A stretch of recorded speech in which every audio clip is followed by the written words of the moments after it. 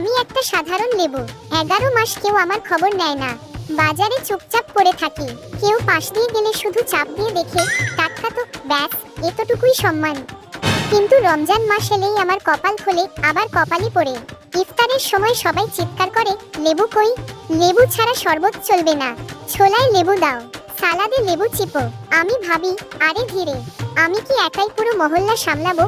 মুখ খোলা এবং ঠান্ডা ঘামের সাথে মুখে হাসি। একদিন পাশের টমেটো বলল, দোস্ত, তুই তো এখন সুপারস্টার।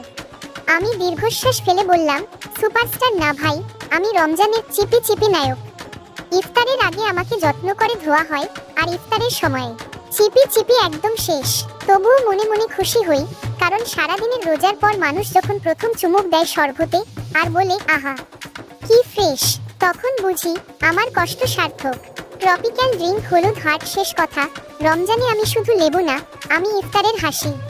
খোলা মুখে চোখে হাসির সাথে মুখে হাসি লেবু।